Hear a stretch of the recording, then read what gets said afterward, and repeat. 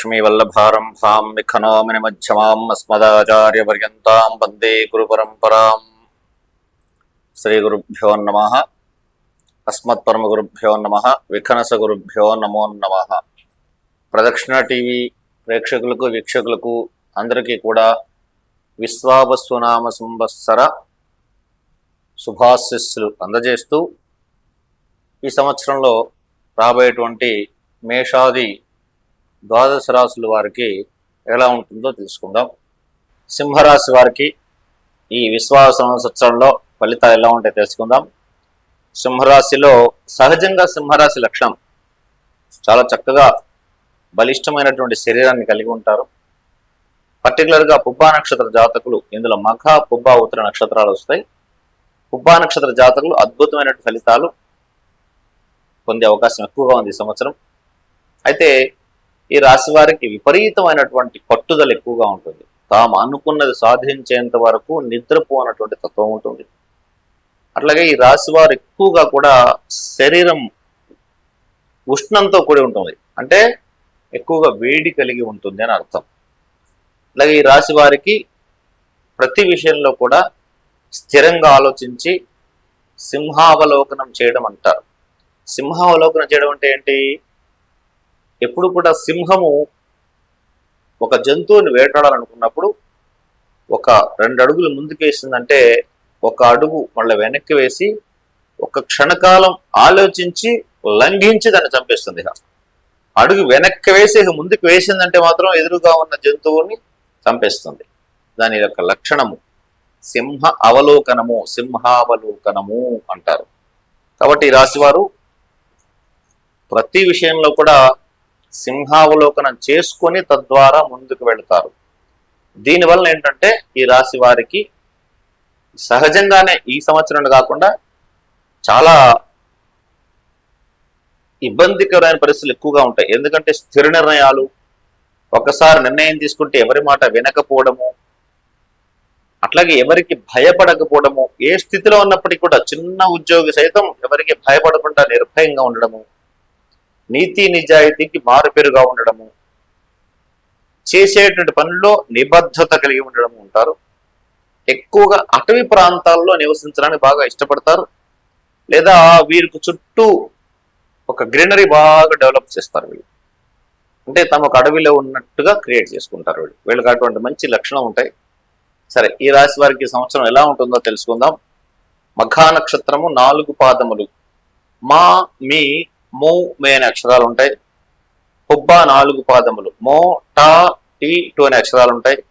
ఉత్తర ఫల్గుని 1వ పాదం టే అనే అక్షరం. ఈ 9 పాదములు కలిసి సింహరాశి. ఆదాయం 11, ఖర్చు కూడా 11.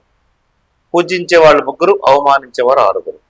వీరికి మే 15 వరకు కూడా గురువు దశమంలోను, ఆ తర్వాత ఏకాదశము, మే 18 నుంచి ఏకాదశి ద్వాదశానికి, మళ్ళా డిసెంబర్ 5 నుంచి గురువు ఏకాదశిలోకి వెళ్తాడు. శని ఉగాది నుంచి అష్టమ రాశిలో సంచారం, మే 18 నుంచి కేతు రాశిలోను, సప్తమంలో రాహు సంచారం చేస్తూ ఉంటాడు. ఈ విధమైనటువంటి గ్రహస్థితులు పరిశీలించి చూసినట్లయితే మిశ్రమంగా ఉండేటువంటి ఫలితాలు గోచరిస్తున్నాయి. రాశిలో జన్మకేతువు, సప్తమంలో రాహు సంచారం వలన ఈ రాశిలో ఉండేటువంటి భార్యాభర్తలు ఎవరైనా సరే అత్యంత జాగరూకతో ఉండవలసినటువంటి సంవత్సరం ఈ సంవత్సరము. ఎందువలనంటే తాత్కాలికమైన సర్పదోషం ఏర్పడి తద్వారా దాని వలన వీళ్ళు భార్యాభర్తల మధ్య అనుకోనటువంటి మనస్పర్ధలు ఏర్పడతాయి.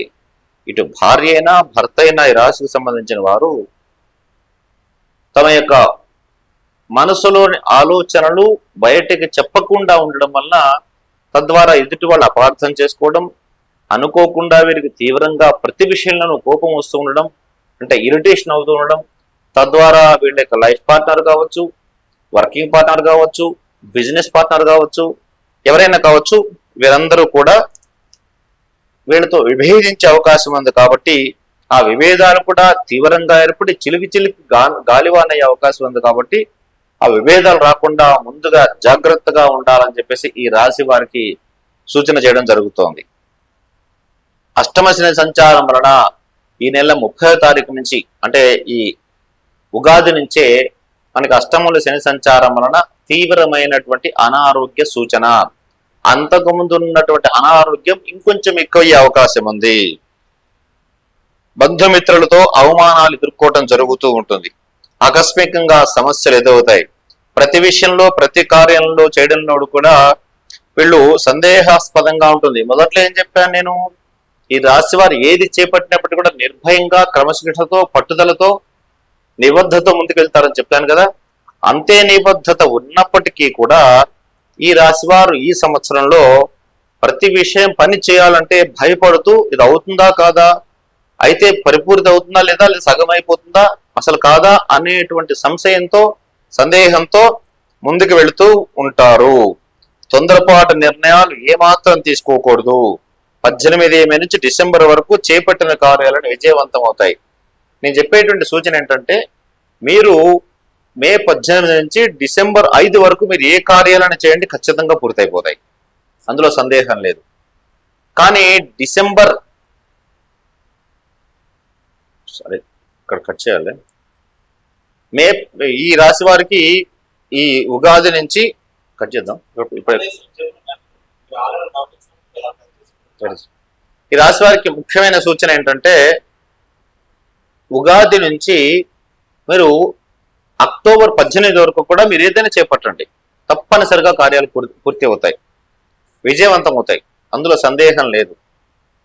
కానీ అక్టోబర్ 18 నుంచి డిసెంబర్ 5 వరకు కూడా గురువు మీ యొక్క రాశికి 12వ స్థానం సంచారం మొదలెడతాడు. కాబట్టి ఆ సమయంలో మాత్రం ఎటువంటి కార్యాలు చేపట్టకుండా వాయిదాలు వేసుకొని ఆ కార్యం ఎంత అయినప్పటికీ కూడా ఆల్రెడీ 75% అయిపోయింది, దీనికోసం ప్రయత్నం చేస్తాను, ఇంకా 25% కదా అనుకొని అట్లా ముందుకు వెళ్ళకండి. అది పెండింగ్ పెట్టేసేయండి. అట్లా మళ్ళా డిసెంబర్ 5 నుంచి సంవత్సరాంతం లోపల దాన్ని మీరు పూర్తి చేస్తారన్నమాట.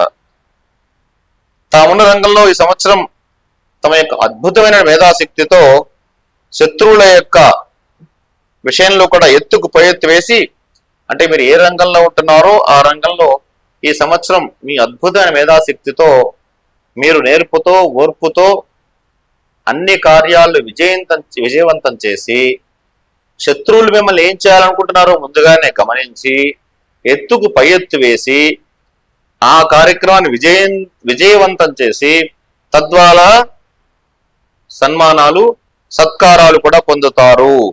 వివాహం ప్రయత్నం చేసేటువంటి వారికి ఇందులో ఉన్నటువంటి స్త్రీ పురుషులందరికీ కూడా వివాహం జరుగుతుంది. విదేశీయానం చేయాలనుకున్న వారికి కొంత పర్వాలేదని చెప్పవచ్చు. ఆర్థిక విషయాల్లో మీరు అనుకున్నది జరగకపోవచ్చు. అంటే మీరు వ్యాపారం చేసినప్పటికీ లేదా మీరు ఇంకేదైనా ఉద్యోగ రంగంలో ఉన్నప్పటికీ మీ ఏ రంగంలో ఉన్నప్పుడు కూడా ఆర్థిక పరమైన విషయాల్లో మీరు అనుకున్నది సాధించలేకపోవచ్చు. విద్యార్థులకు తీవ్రమైన పట్టుదలతో మాత్రమే సఫలీకృతం అవుతారు. విద్యార్థులు ఎవరైతే ఉన్నారో వారికి సంవత్సరం మీరు అనుకున్నంత ఈజీగా మీరు పాస్ కావడం కానీ లేకపోతే మంచి ర్యాంకులు పొందడం కానీ జరగదు. ఇందాకే చెప్పాను నేను, ఎవరైతే విద్యార్థులు ఉంటారో విద్యాతురాణం న సుఖం న నిద్ర అనే మాట చెప్పాను. విద్యార్థులు విద్యారంగంలో ఉన్నవారు ఎవరు కూడా, అంటే ఉన్నత చదువులు చదివేటువంటి విద్యార్థులు ఎవరైతే ఉన్నారో వాళ్ళు చాలా తీవ్రమైన పట్టుదలతో మాత్రమే ఈ సంవత్సరం తమ యొక్క ఉత్తీర్ణత శాతాన్ని పెంచుకోగలుగుతారు. ఉద్యోగ రంగంలో ఉన్నటువంటి వారికి ఉన్నతాధికారుల వలన ఒత్తిడి పెరుగుతుంది, మీ పైనుంచి ప్రెజర్ పెరుగుతుంది, దానిలో టెన్షన్ పెరుగుతుంది, స్ట్రెస్ పెరుగుతుంది, దానివల్ల ఇంకా అనారోగ్య సూచన పెరుగుతుంది. చాలా జాగ్రత్తగా ఉండండి. ఆహార వ్యవహార నిద్ర విషయాల్లో కూడా ఇబ్బందులు ఏర్పడతాయి. సమయానికి నిద్ర సమయానికి భోజనం లేకపోవడం వల్ల శారీరక స్థితి కూడా మిమ్మల్ని ప్రతిక్షణం కూడా ఇబ్బందికరంగా తయారు చేస్తూ ఉంటుంది. ధనహాని జరుగుతుంది, ధనము సంపాదిస్తారు ఇందాక చెప్పాను నేను. అట్లాగే ధనానికి కొన్ని ఇబ్బందులు కూడా ఏర్పడతాయి. వృధా సంచారం ఉంటుంది, త్రిప్పట భ్రమణము, ప్రతి విషయానికి 10 సార్లు తిరగడము, ఇవన్నీ జరుగుతాయి. గతంలో నిలిచిపోయిన కొన్ని కార్యాలు పూర్తి చేస్తారు. ఏదో కొన్ని రోజులుగా మీరు కొన్ని ప్రయత్నాలు చేస్తున్నారు, ఏవైతే ఆ ప్రయత్నాలు కావట్లేదో అవి ఈ సంవత్సరం పూర్తి చేస్తారు. డిసెంబర్లో నూతన వాహన ప్రాప్తి ఉంది.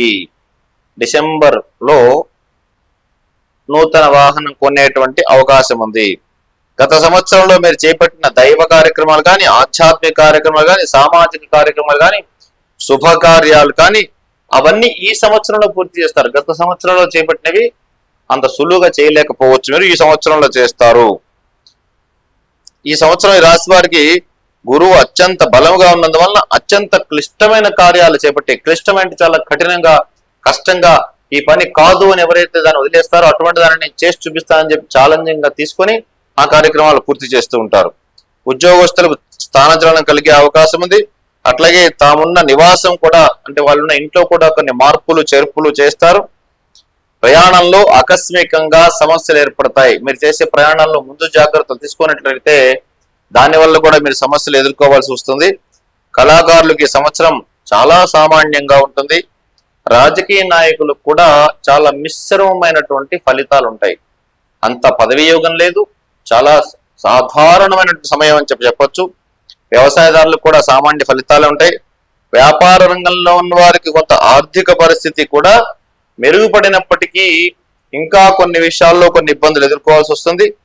విదేశీ సంస్థల్లో పనిచేసే వారికి మంచి ఫలితాలు ఆశించవచ్చు. అంటే మల్టీనేషనల్ కంపెనీస్ కానీ, ఇంటర్నేషనల్ కంపెనీస్ లో ఎవరైతే పనిచేస్తూ ఉంటారో వారికి మంచి ఫలితాలు వస్తాయి. ఏ విషయమైనా ఆవేశంతో నిర్ణయాలు తీసుకోకూడదు. ఆచి తూచి ఆలోచించి మాత్రమే నిర్ణయాలు తీసుకుంటేనే మీరు చేపట్టిన కార్యాలు విజయవంతం చేయగలుగుతారు. ఆవేశంతో నిర్ణయాలు తీసుకున్నారంటే మాత్రం అవి ఈ సంవత్సరం ఇబ్బందికరంగా అయిపోతాయి. సంతాన విషయంలో ఈ సంవత్సరం చక్కటి అనుకూలవంతమైన కాలం. అంటే మీ పిల్లలకు వివాహం చేయాలనుకుంటున్నారో, ఉద్యోగం రావాలనుకుంటున్నారో, లేదా ఇంకేదైనా వాళ్ళకి సంబంధించి మీరు ప్రణాళికలు తయారు చేసినట్లయితే మీ యొక్క సంతానానికి మంచి జరిగేటువంటి కాలం అని చెప్పొచ్చు. సోదర సోదరీమణులతో కొంత వ్యతిరేకత కలిగినప్పటికీ కూడా వారితో చక్కటి సంబంధ బాంధవ్యాలు కొనసాగిస్తారు. న్యాయ సంబంధమైన విషయాలు, అంటే కోర్టు సంబంధించిన విషయాల్లో కూడా మీకు మంచి అనుకూలమైన ఫలితాలు వస్తాయి. తమకంటే ఉన్నత స్థాయి వారితో పరిచయాలు పెరుగుతాయి. వారి ద్వారా కొంత లబ్ధిని కూడా పొందుతారు. కుటుంబంతో కలిసి తీర్థయాత్రలు చేస్తుంటారు. కులదేవత సందర్శన కలుగుతుంది. కొన్ని చెడు వార్తలు కూడా వినేటువంటి అవకాశం ఉంది. ముఖ్యంగా వ్యాపారాన్ని విస్తరించే ఆలోచనలో ఉన్నట్లయితే వ్యాపార భాగస్వామితో ఇబ్బందులు రాకుండా చూసుకోవాలి. అంటే ఈ సంవత్సరం వ్యాపారం కొత్తగా మొదలు పెట్టేటువంటి వారు ఎవరైతే ఉన్నారో వాళ్ళు వ్యాపారాన్ని జాయింట్ గా కాకుండా తమ ఒక్కరే మొదలు పెట్టుకోవడం మంచిది. అట్లా కాకుండా ఆల్రెడీ ఇప్పటికే జాయింట్ బిజినెస్ చేస్తున్నట్లయితే, పార్ట్నర్షిప్ బిజినెస్ చేస్తున్నట్లయితే తమ యొక్క పార్ట్నర్స్ తో ఆచితూచి అడుగు వేయాలి. లేకుంటే తీవ్రమైన వివాదాలు, తద్వారా మానసికమైన ఒత్తిడి, మానసికంగా చాలా తీవ్రంగా కష్టాలు ఎదురయ్యేటువంటి అవకాశం కనపడుతూ ఉన్నది. వ్యాపార భాగస్వామితో ఇబ్బందులు రాకుండా చూసుకోవాలి. ఈ సంవత్సరం ఈ రాశి వారికి మరిన్ని ఉత్తమమైన ఫలితాలు పొందడానికి నవనాగ స్తోత్రం అని ఉంటుంది. ఈ నాగస్తోత్రం చాలా చిన్నదిగా ఉంటుంది, ఒక 2 లైన్లు మాత్రమే ఉంటుంది. ఈ నవనాగ స్తోత్రం చదువుకోవాలి. అట్లాగే నువ్వులతో చేసినటువంటి పదార్థాలు, నువ్వులు బెల్లం కలిపి కొన్ని నువ్వులు ఉండలు ఇలాంటివి తయారు చేస్తుంటారు. అవి తీసుకొని దగ్గరలో ఉన్నటువంటి గోశాలని గోవులకు సమర్పించాలి. ఇది చేసినట్లయితే ఈ చిన్నగా మధ్యలో వచ్చేటువంటి సమస్యలు ఏవైతే ఉంటాయో అవన్నీ దూరం అయిపోతాయి. ఈ రాశి వారికి అదృష్ట వారములు వచ్చేసి ఆదివారం, సోమవారం, మంగళవారం, గురువారములు. ఈ అదృష్ట వారాలు అంటే దాని అర్థం ఏంటంటే ఆ రోజుల్లో చేసేటువంటి ఏ పనులైనా విజయవంతం అవుతాయని చెప్పవచ్చు మనం. అంటే ఆ రోజుల్లో ఇల్లు కొనుక్కోవడం కానీ, వాహనం కొనుక్కోవడం కానీ, లేదా ఆ రోజుల్లో మీరు చేపట్టిన ముఖ్యమైన కార్యాలను విజయవంతం అవుతాయి. అట్లాగే అదృష్ట వర్ణం వచ్చేసి ఈ రాశి వారికి ఎరుపు రంగు, పసుపు రంగు చాలా అద్భుతంగా కలిసి వస్తుంది. అట్లాగే ఈ రాశి వారికి అదృష్ట సంఖ్యలు 1, 2, 3, 9 సంఖ్యలు. అట్లాగే ఈ రాశి వారికి ఇంకా అద్భుతమైనటువంటి దిశలు, అంటే వాస్తు ప్రకారం దిశలు అయితే తూర్పు కానీ, ఉత్తరం కానీ బాగా కలిసి వస్తాయి. ఇవన్నీ సూచనలు పాటించి నేను చెప్పిన విషయాలన్నీ కూడా మీరు ఆలోచించి వాటిని చేసినట్లయితే ఉత్తమమైనటువంటి ఫలితాలు పొందే అవకాశం ఉంది.